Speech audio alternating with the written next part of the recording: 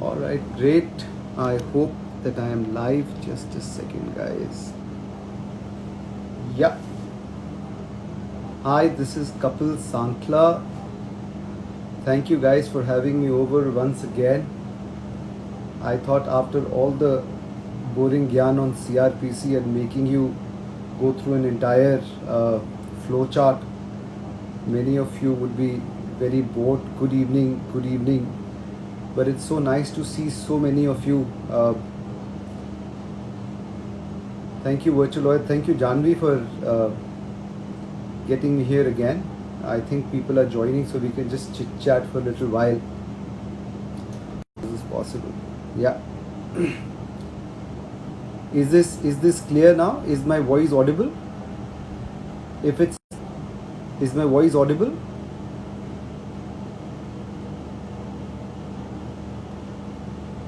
Can anyone just say if my voice is audible? If it's not audible, I'll put on the.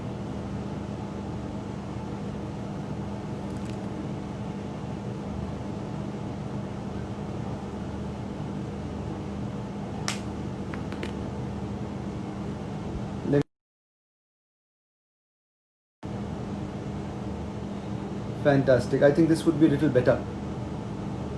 Considering. Perfect. Perfect. Thank you guys. Thank you for having me over. My name is Kapil Sankla and it's such a pleasure to be here again on the Virtual Lawyer. Special thanks to Janvi and to all of you for calling me back again.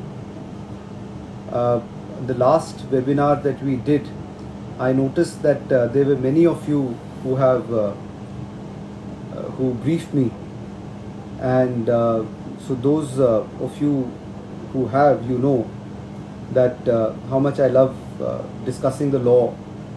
Spend hours just chatting about it and talking about the different, not only the judgments but autobiographies and biographies, and exploring it and finding out what made a lot of Star Wars stick.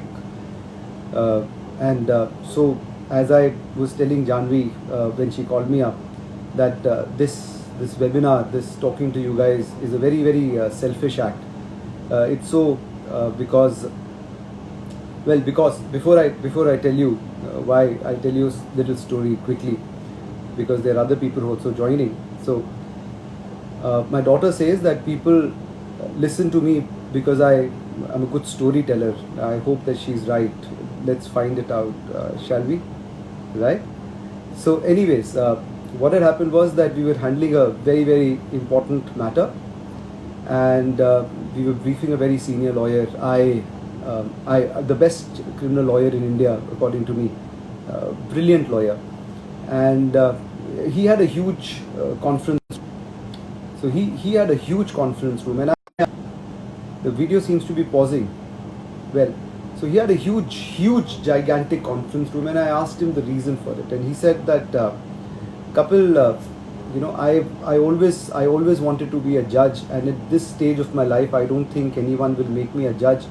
So I made this huge conference room to do arbitrations, and he's a criminal lawyer, mind you. I made this to do arbitrations because you see, it feels like I'm a judge when I act like an arbitrator. And that was very sweet. But an interesting fact, he got elevated to the Honorable Supreme Court. He's a sitting Supreme Court judge now. So yeah, come back to me, my story. As I said, this is a very, very selfish act for me because, as I said, I love discussing law, and we do that quite often in my office with my friends, colleagues, with people, many of you who brief me.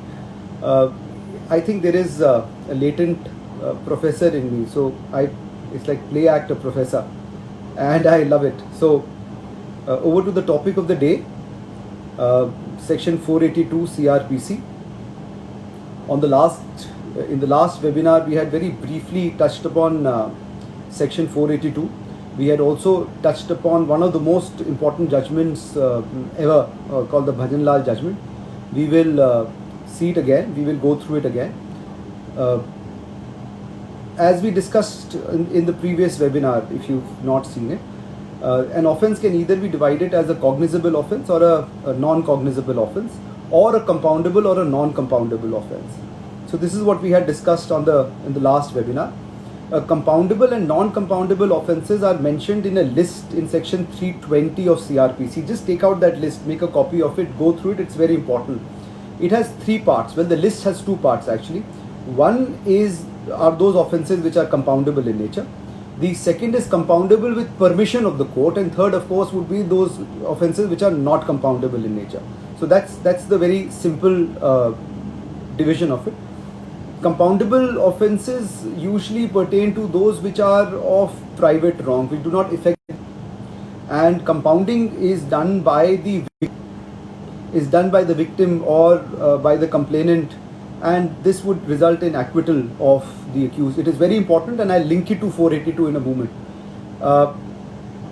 Now, there is another question that is usually asked by a lot of lawyers, and this pertains to: can an offence which is non-compoundable in nature be quashed? Because that is your ticket for those cases which can otherwise not be compounded. Now, a quick difference between a cognizable offence and a non-cognizable offence. In a cognizable offence, we've already discussed this. A police can arrest without warrant, FIR is registered, can take cognizance without the permission of the magistrate, and it is ulta in a non-cognizable offence. Police cannot even investigate the matter without permission of the magistrate, cannot register an FIR, of course, and cannot arrest without the permission of the magistrate. Section 2C pertains to cognizable offence, 2.1 pertains to non-cognizable offence. You can just see it, it is not that important. I had also said that a ballpark idea for a criminal lawyer is any offence which has punishment less than 3 years would be a non-cognizable offence, and above 3 years would be a cognizable offence, but it is not correct in every case. It's just a ballpark idea to actually understand this. Now, before we move to 482, it is also important just to quickly understand what are bailable offences and non-bailable offences, because a lot of times the question would arise in your mind as criminal lawyers, as practicing lawyers, whether you should move a bail in a matter, whether you should go for quashing, and in what matters bail is allowed and not allowed. It is kind of connected, not on a practical aspect of it, but more of an academic discussion. Bailable offences are those offences in which bail is a matter of right. Non-bailable are those offences where bail is not a matter of right. Section 2A of CRPC defines bailable offences and non-bailable offences. You can just go through those. Bailable offences usually not that heinous in nature, which are less serious. Non-bailable offences are grave and serious. As I've already said, that it is a matter of right in a bailable offence. Now to come back to the meat of the matter, what is section 482? And it is very interesting because 482 is only applicable in criminal law. It is not applicable in civil law. The powers are only with the High Court, not with the lower courts. And I'm going to draw a parallel with 151 because that's the, so to say, the sister, the Doppler-Gangler, the twin on the civil domain. So a section 482 is saving of inherent powers of the High Court.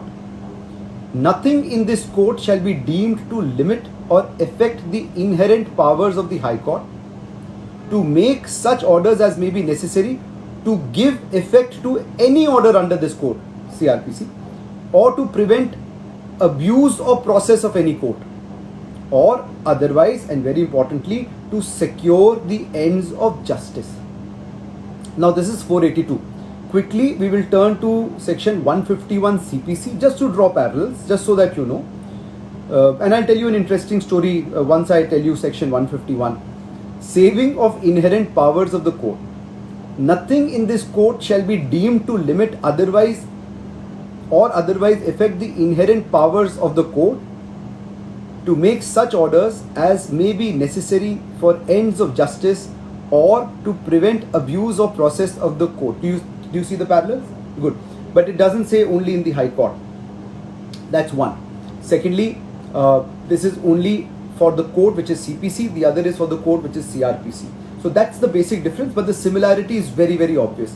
When you read 482, And the story that I was telling you is that as a young lawyer, I was sitting in a court and I had a senior lawyer arguing on the criminal side, had moved an application on the criminal side under 151 CRPC saying that, this is general provisions of law, it would also apply on criminal law. I really don't know what happened, but it was a fascinating argument to hear many, many years ago. But so when associates come to join my office on the criminal side, and when we are taking their interview, one of the first questions we ask them is what is 482, which a lot of you of course know. And then I ask them what is 483, which many of you do not know. And it is important to know the duty of the High Court to exercise continuous superintendence over the judicial magistrates, etc., etc., etc. The power of continuous superintendence to ensure that there is expeditious and proper disposal of cases by such magistrates. Right? Now, again, before we jump to the judgments, etc., very importantly, because a number of times you would actually come up with a question whether you should move a 482 or whether you should go under the writ jurisdiction, which is of course under Article 226. Which basically is the power of High Court to issue certain writs. We are already aware what those writs are, we will not go there. But 227 again is the power of superintendence over all courts by the High Court. And when they say all courts, they do exempt certain courts or tribunals which are those constituted relating to the armed forces. So these are the important sections that you should be aware of when you are discussing 482. Now, we've already said what section 151 CPC is. And now I know that you want me to give you citations. I have a friend, an equity partner at a Tier A law firm who keeps telling me that, Kapil, you run a Gurukul in your office because every time he comes, we're discussing law and we're, somebody's writing something and we're discussing it like children, we're getting very excited about it. And he was telling me that nowadays law firms are run like McDonald's. The associates are taught how to bake the bread, how to fry the patty, how to put condiments, how to probably put it all together. But nobody is actually going to teach you how to make the entire burger. And that's such a joke, but unfortunately so true. And so true, if it's true on the criminal side, it is such tragedy. So here I am before you. If you're listening to me, I am today going to teach you how to make the entire burger. I want you to note down these judgments. I will, because I'm going to refer to them, and because we will go down together through these judgments, connecting them to the law at hand. So now you need to draw a parallel between section 482 CRPC and section 151 of CPC, because these are the inherent powers of the court. Now, many moons ago, this is at the time of Privy Council, thereafter, this was Emperor versus Khwaja Nazir Ahmad.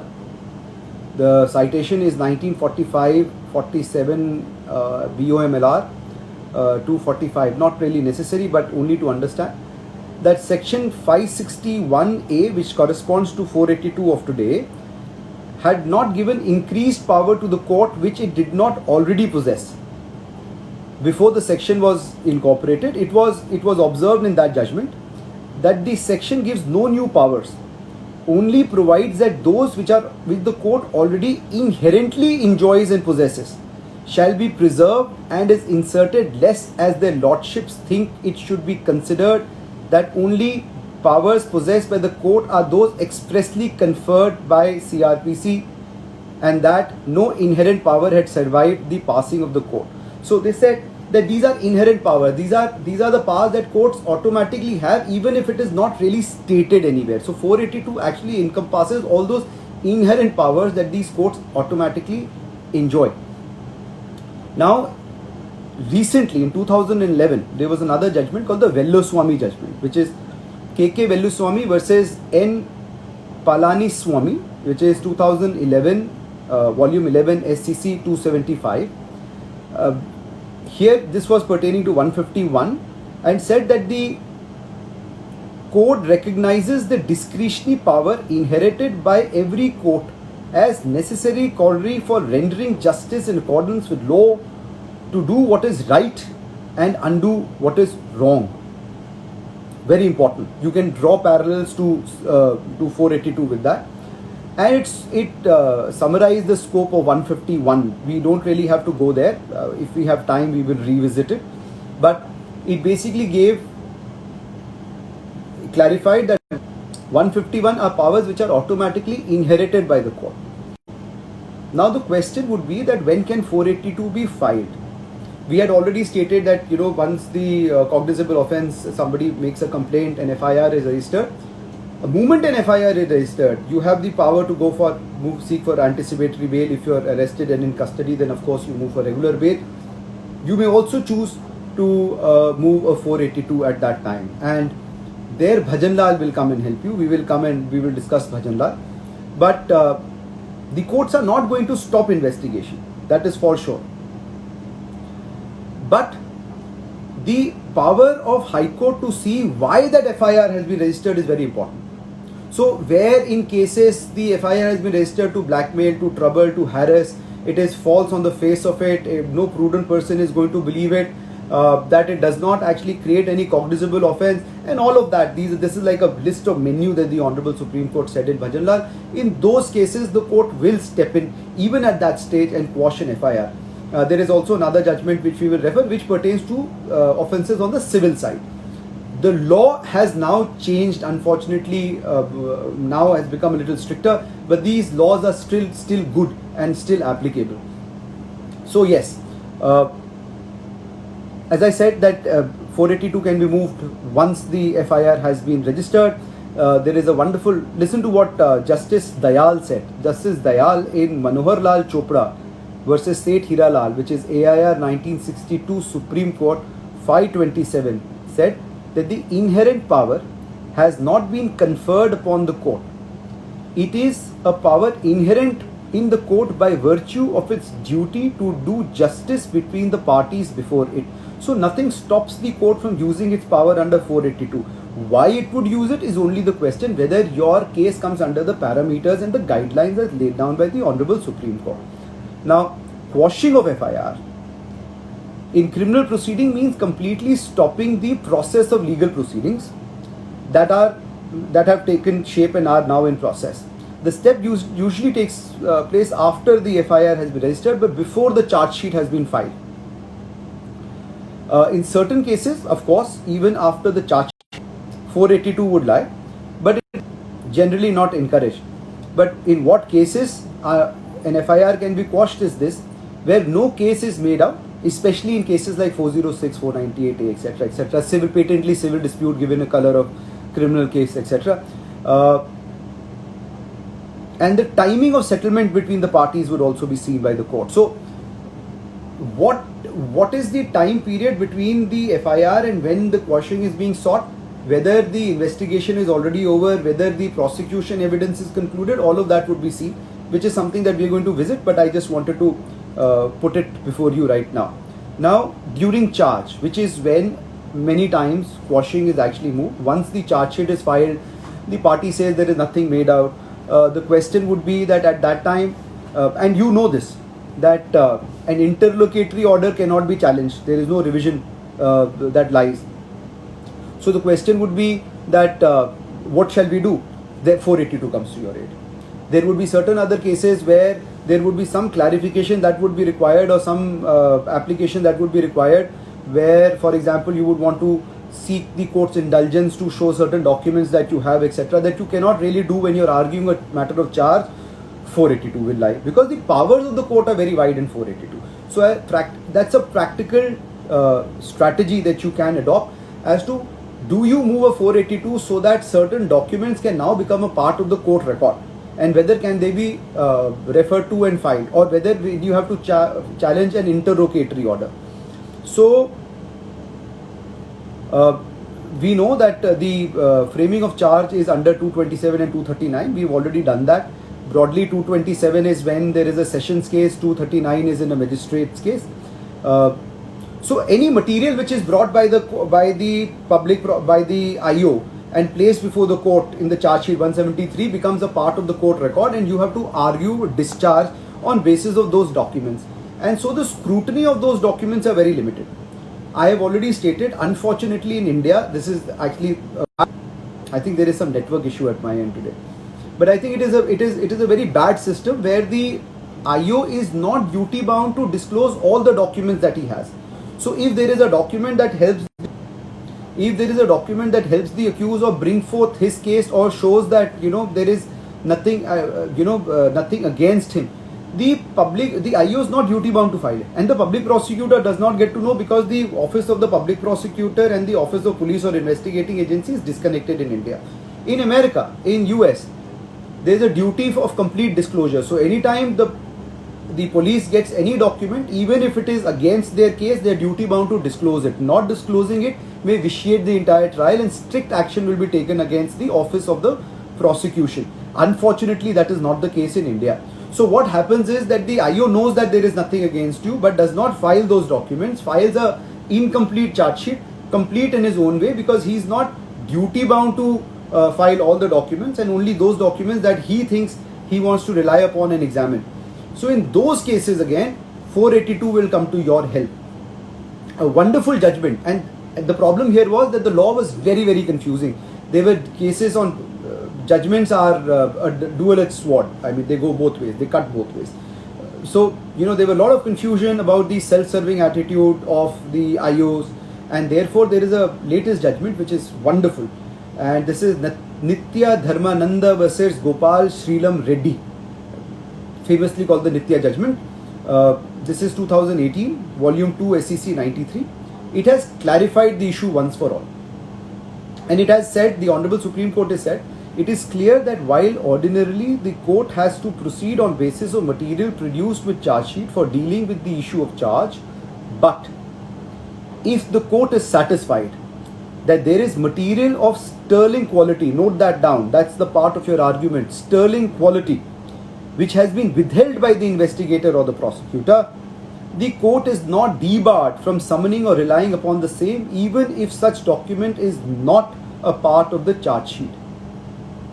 It does not mean that defense has right to invoke section 91 CRPC, dehors the satisfaction of the court at the stage of charge. So therefore, the document that you seek to rely must be of sterling quality, unquestionable character, and should have crucial bearing on the charge.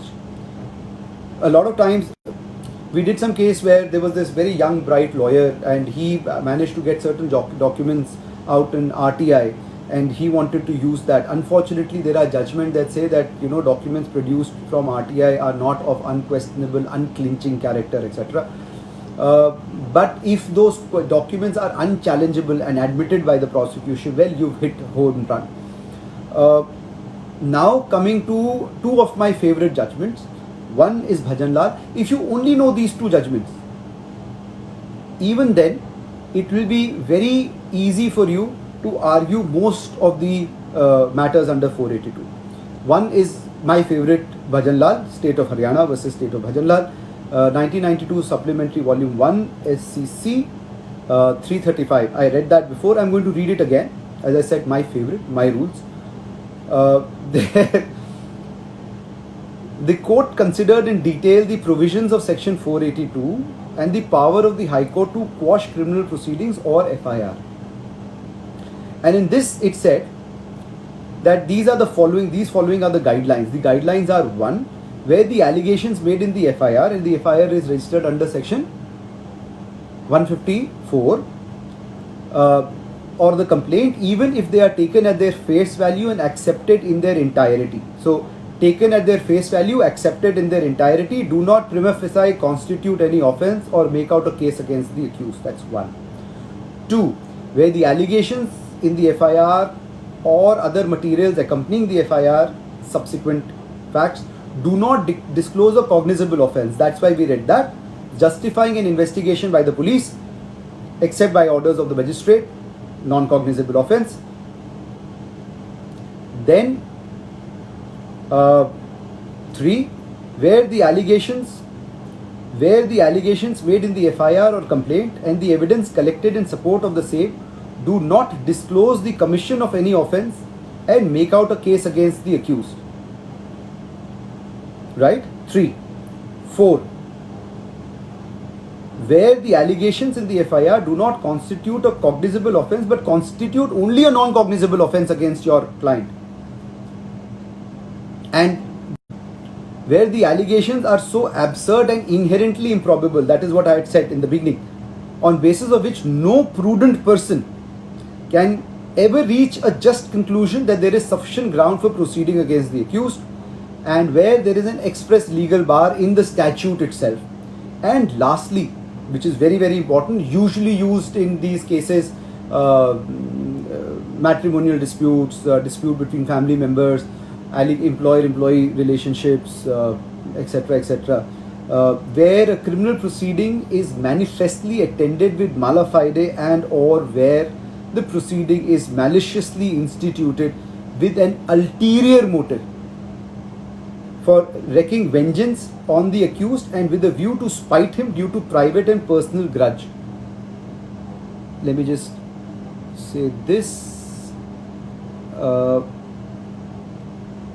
Right. Now, the other judgment that I want to refer to again is one of my favorite. And if you just put this, you'll get a whole lot of judgments which I referred till date. These are basically, this judgment is usually used in civil disputes between the parties. Now, the Honorable Supreme Court said that in a number of cases, what happens is that the parties want to short circuit the due process of law and therefore convert a civil case into criminal case. If you can do that, very, very good. You know both CPC as well as CRPC, IPC. But once you are able to do that, what would happen is that, yes, so in cases where a civil case is converted into a criminal case, the Honorable Supreme Court has held in this judgment, which is the Indian Oil Corporation judgment, the IOC versus NEPC India, IOC versus NEPC India, which is AIR 2006, Supreme Court 2780.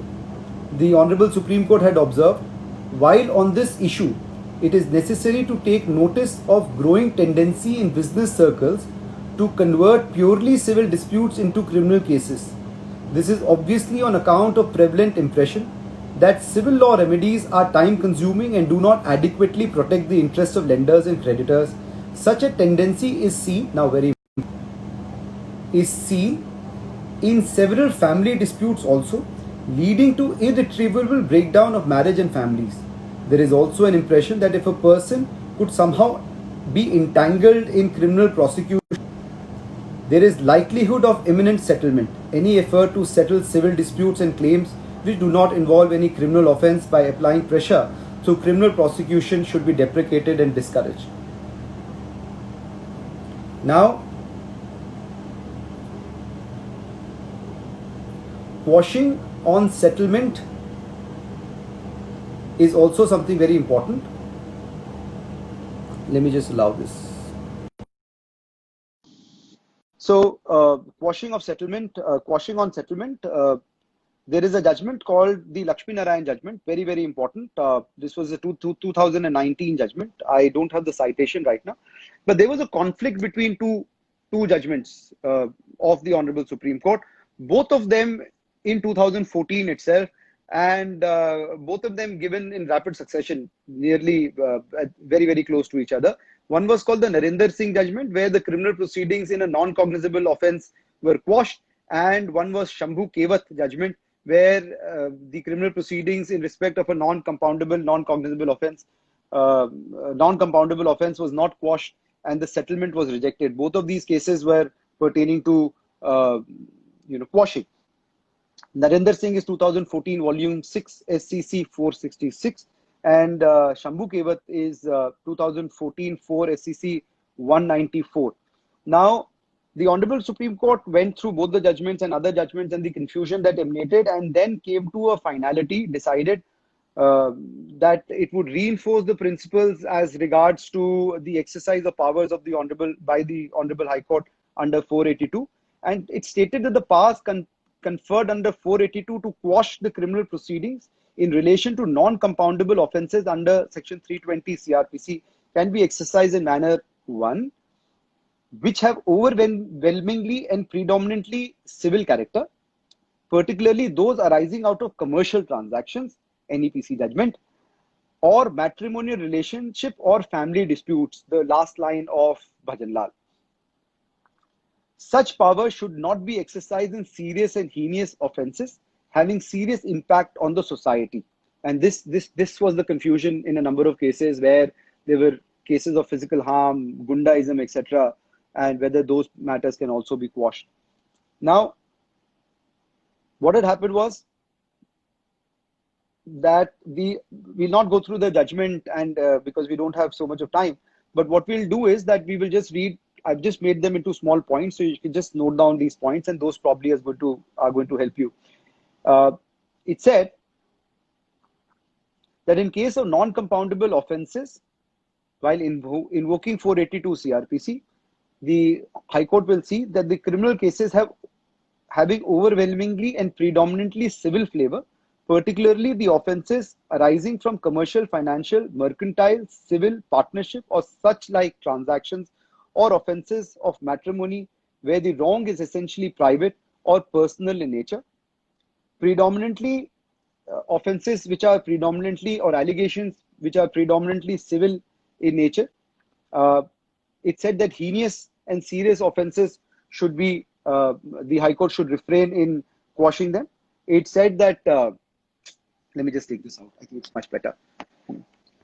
Under Section 307 CRPC, it said that in certain cases they would be permissible only after the evidence is collected and charge sheet is filed and the charge framed. It is not permissible when the matter is under investigation. It said that though 307 falls under category of heinous and serious offences, the court may not rest its decision merely on this fact. The High Court may examine whether the incorporation of 307 is for namesake or there is actually enough evidence to prove it. So the Honorable Supreme Court also reiterated the fact that the court has wide and ample powers to go through the entire evidence that has been filed in 482, which may not be the case when you move in revision. It also said that the Honorable High Court should refrain in quashing cases which are under special statute, and the antecedents and the conduct of the accused has to be seen in all cases. I'm sorry, I think my throat is getting tired. Now, when the offence involved are private in nature, the High Court, while exercising its power under 482 in respect of non-compoundable offences on ground that there is compromise or settlement between the victim and accused, is required to consider the antecedents and the conduct of the accused. Now, it said that while taking note, the Honorable Supreme Court also stated basically that the court should consider the nature of the offence, whether the same are private in nature or have serious impact on the society. And even if there is a settlement or compromise between the victim and the offender, the High Court is required to consider the antecedents and the conduct of the accused. So there was a judgment, Shiji judgment, where it said that the Honorable High Court had misapplied Shiji judgment, and these were the groundwork that had been framed by the Honorable Supreme Court. Now, very quickly, what happens? Can you use 482 in cases of appeal and revision? As I discussed in the previous webinar, an appeal lies against a judgment. A revision, on the other hand, can be filed before the final judgment against an order which is not an interlocutory order. Also lies after the appeal has been filed, if it is so permitted. There's certain instances where it would be advisable to put 482 or 483, please, when you're filing revision especially. This is because the ambit of revision is much narrower than that of appeal, and therefore 482 and 483 might come to your aid. Wonderful judgment that you might want to note down is Hari Shankar versus Rao Gari Chaudhary. This is a 1963 AR 698, where the Honorable Supreme Court held that the distinction between an appeal and revision is a real one. A right of appeal carries with it a right of rehearing the law as well as facts, unless limited by statute. The power to hear a revision is generally given to superior court so that it may satisfy itself that a particular case has been decided according to law. So why are we discussing this? because in recent times there have been various academic questions by various high courts and also decided by the Honorable Supreme Court regarding applicability of Section 482 in cases of revision, especially and appeal, and whether 482 will lie when there is an equally efficacious remedy under law which is under revision. So the question is, why would you actually move under 482? Because 482 can be used even in interlocutory orders. Revision cannot be, there is a specific bar that you cannot move in revision against an interlocutory order. That is one. The second also is there that the powers of 482 is wide enough for the Honorable High Court, and can it actually move in cases of revision. Somebody is asked to question whether Section 482 can only be used in High Court. The answer is yes, trial court does not have that power. Now, the application of 482 where 397 and 401 appeal revision are applicable, this was decided now, this was decided in one landmark judgment, and then I'll also refer the latest judgment, is the Limaya judgment, the Madhu Limaya versus State of Maharashtra, 1978 1 SCR 789. In this case, it was held that the bar under Section 397(2), which says no against no interlocutory order, to entertain revision application regarding interlocutory order cannot said to be a bar under Section 482. The question now is basically, can you approach the Honorable High Court under 482 when the remedy under 397 or 401 also lies? Exception to the rule questions, but is equally applicable. This was now finally resolved in Prabhu Chawla's case. Now, Prabhu Chawla's case is Prabhu Chawla versus State of Rajasthan, AIR 2016, Supreme Court 4245. This was a 3-judge bench. It held and clarified that the law deciding that the available remedy under CRPC would not be held as a bar to make a petition under 482 CRPC, as Section 482 begins with the non-obstante clause, that is, nothing in this code shall be deemed to limit or affect the inherent powers of the High Court to make such orders as may be necessary to give effect to any order under this code, or to prevent abuse of the process of any court, or otherwise to secure the ends of justice. Therefore, it was held that there cannot be a bar on the exercise of such wholesome jurisdiction, the wide powers of the court. Now listen to what Justice Krishna Iyer said. He said that the abuse of process of court or other extraordinary situation excites the court's jurisdiction. The limitation is self-restraint and nothing more. This was for the courts to understand. It is now decided that the remedy under 397 does not bar the same remedy sought under 482. Exception to the rule concept, but you should know this.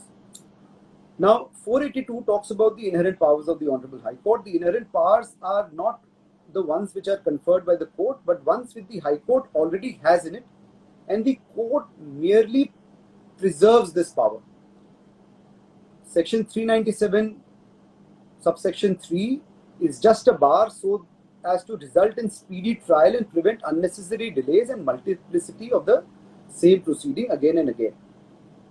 Thus, where there is, so the key is where there is grave injustice, or where there is an infringement of principles of justice and equity, then the inherent powers of the High Court can still be invoked. So it is now settled that under Section 397 and 401, you can move under 482, but you have to show that there is grave injustice or infringement of principles of natural justice and equity, etc., etc., etc. So now the principles for invoking inherent jurisdiction has now been laid down in Parbat Bhai Ahir judgment. This is a 2017 judgment, and the Honorable Supreme Court went through various judgments. Here there was a settlement between the parties. The allegation was that the accused had conspired to transfer valuable land belonging to him on basis of forged documents, and eventually there was a settlement. On basis of this settlement, they went to High Court. The High Court rejected the settlement. saying no, there is a forgery of documents. So this is not a private form. And this came to Supreme Court because there were many judgments to the effect that when there is a compromise in civil disputes, etc., the Honorable Supreme Court went through various judgments, and after going through various judgments, came up with a formula. It summarized the various judgments, and it said that, importantly, provision does not confer any new powers. It only recognizes and preserves the powers which are inherent in the court, High Court. The power to compound is attracted even when the offence is non-compoundable. And to exercise this inherent power, the High Court has to see whether the ends of justice would justify the exercise of this inherent power, and it would only do to secure ends of justice. It said that whether or not FIR should be quashed on ground of settlement between the parties varies on facts and circumstances of every case. It cannot be exhaustively dealt with. It also said that what has to be seen by the High Court is the nature and gravity of the offence. Heinous and serious offences involving mental depravity or offences such as murder, rape, etc., such offences have serious impact on the society. Then it said that those offences can be quashed which have predominant element of a civil dispute. It also said that those offences which emanate out of commercial, financial, mercantile, partnership or similar transactions which are essentially civil in nature, which have essential civil flavor, in appropriate situations fall for quashing where parties have settled the dispute. It said that also in those cases where there's possibility of conviction is very remote. This is usually used in rape cases where the prosecutrix comes as first witness and does not support the case in case of settlement. And it also held an exception. It said that where the economic offence is involving financial and economic well-being of the state, having implications which lie beyond the domain of a mere dispute between private parties, the High Court would be justified in declining to quash where the offender is involved in an activity akin to financial or economic fraud, where the canvas is much larger. And so, based on this principle, this FIR wasn't quashed. We will conclude it, and then if there are any questions, we will meet it. I'm sorry, I have another conference, so we'll speed it up. But if there are any questions, just to conclude, I want you to read these judgments that I have referred. They'll give you a substantial boost in understanding, practicing, and preparing 482 applications. And I've said this before, but if you're like me, you may want to make a diary, something like this, where you note down all your judgments and you carry it along with you so that you can refer to it. It's just easier to remember judgments like that. You just have these small pointers that you've written with your own hand. It's just very, very easy to remember and recall. Somebody had asked me how to be a better lawyer. My understanding is, what I have realized is, if you can brief seniors, no, I'm not I'm not saying that come and brief me, just brief seniors. When you brief seniors, what happens is that, one, you prepare your file to satisfy the queries of the senior, to satisfy him. Then you also prepare the matter after you briefed him to satisfy the queries that he has put. So you also understand the mind of a senior lawyer who's more experienced than you. And then finally you can go to the court and you can see how your hard work is being presented before the court. And that, I think, how it is being formulated, how it is being processed, how it is being stated, urged, and that, I think, is the art of law. And if you don't want to brief seniors, very good, then you should have a circle of people that you trust, people that you can meet and communicate and converse with, people who enjoy law like you, people you can reach out to and do the same thing, play act being a professor of law and enjoy yourself. If there are any questions, we have 10 minutes, we can actually deal with those questions.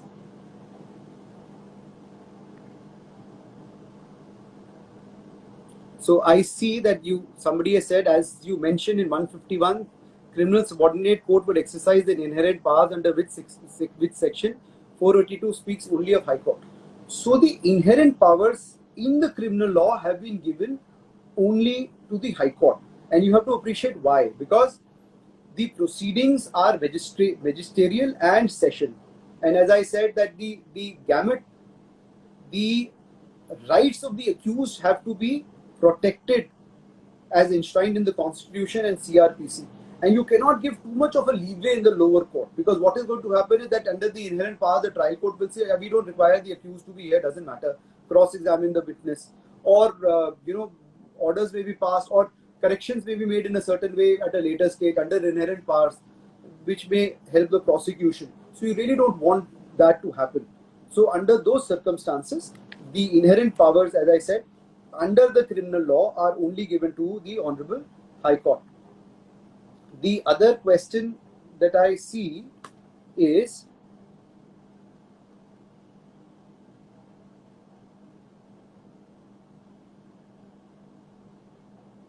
yes, how, okay, so yeah, there is one question here.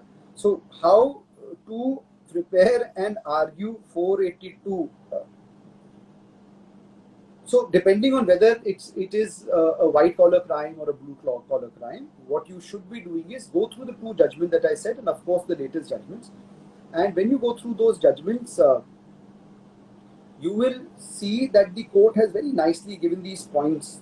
Note down these points. That's why I said that, like me, maintain a diary. It's just easier. And then incorporate those points and see whether the facts of your case kind of can be entwined and interlinked with the points that the court has given you. And that is how not only you prepare the grounds, but that is also how you prepare your arguments. So in case of settlement, you will have to say that, my lord, this was a family dispute. The family is still living together. There was some acrimony. Now it is settled. You will have to say, my lord, it is a private dispute between the parties. It does not affect the society at large.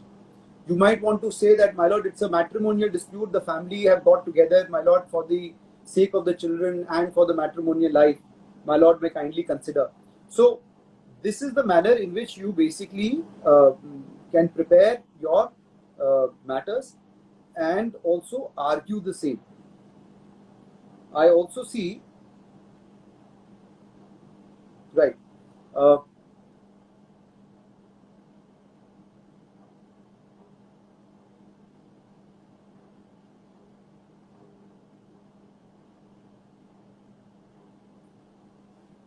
so the other thing is,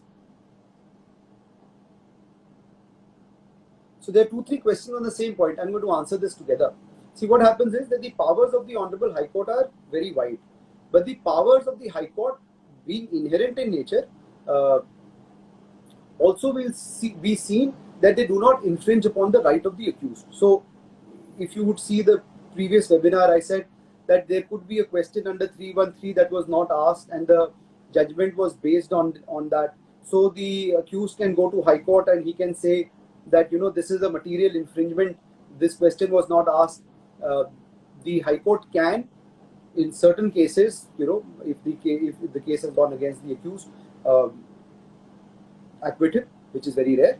It used to happen, or can send the case back and say that let it go back, let it be decided once again, and come back, or to basically speed up the system, just ask that question from the accused, and to see whether it materially affects him or not.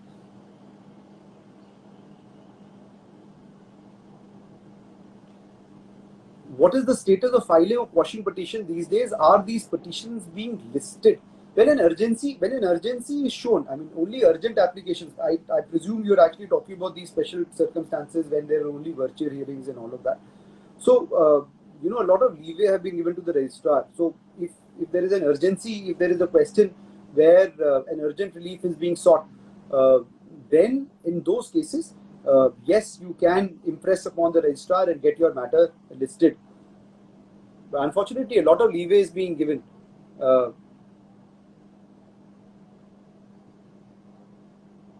Wait. Yes. Janvi, I think you've come on board. Yes, Good Janvi, I'm sorry. evening. Good Good evening. evening. My apologies. Sorry. I am not as tech savvy as I pretend to be. But And I'm also looking at the time. We have to end this live in like 4 minutes.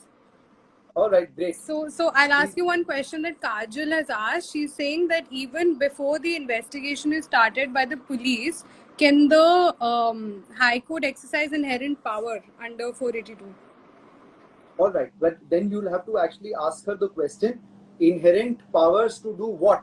You cannot ask the police not to investigate the matter. The Right. FIR is still not registered.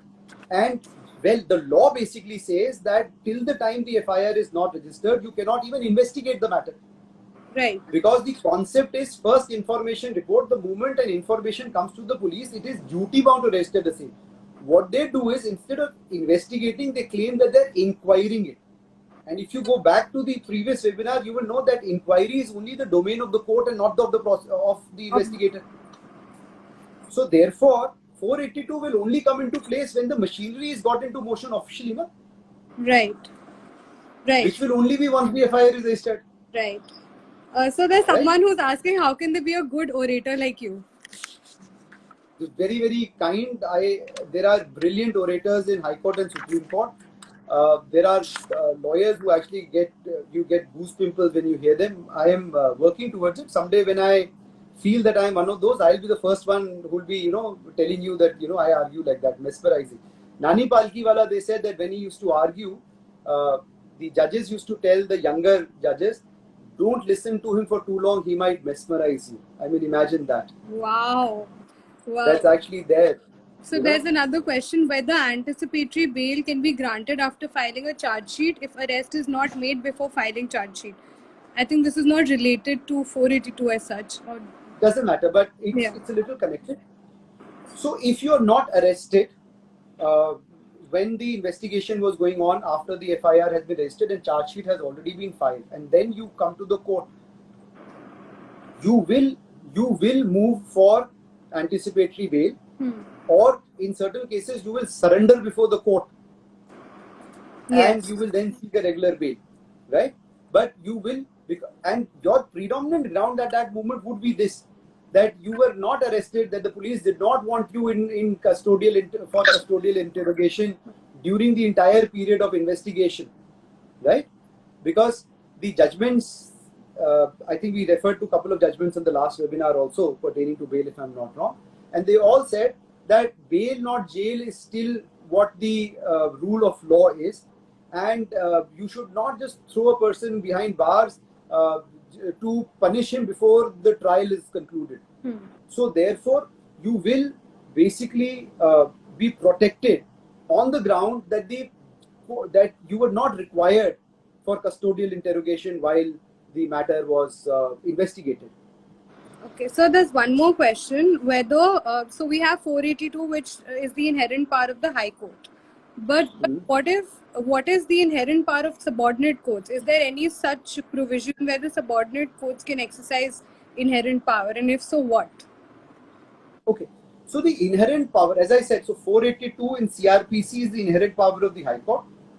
151 CPC is the inherent powers of the lower court in civil side. There is no inherent power given to the court, to a lower court, or to a trial court. And the reason is this, because CRPC gives enough checks and balances to protect both the prosecutor as well as the accused. And those checks and balances which are there to protect the right of the accused should not be taken away. See, you have to appreciate, as a criminal lawyer, you're actually fighting against the state machinery. The IU has in his disposal the entire power of the government to create a case against you. And you are one itsy bitsy person who's fighting against that system. Yes, sir. And the IU is not even duty bound to disclose to the court that, listen, you're innocent. I found evidence to show that you're innocent. Yes. Because he only is duty bound to file those documents that he wants to rely upon. Correct. How unfair is that? Yeah. Now you give an inherent power to the court that also is, kind of stacked against you, would be unfortunate. and therefore you go to High Court. So to protect your rights, you move to High Court, it being the custodian of the rights. Okay. Got it. So with that, I'm going to conclude because you have to go. Thank you. Thank you so much for taking out time. I know you're very busy. Thank you for doing this again. I'm pretty sure everyone is appreciating this. As far as the questions go, you can DM us. You can DM Sir. Sir is on Instagram. And thank you so much, sir. Thank you. Very, very kind of you. Somebody says bail is the rule, jail is the exception. I think this is exactly what I said. If I said the other way, then I'm sorry. No, I might have made a mistake. No, you Okay. didn't. All right. Thanks a lot, guys. Thank Thank you you. for having me over. Thank you, Janvi. Bye-bye. See you. Bye, sir.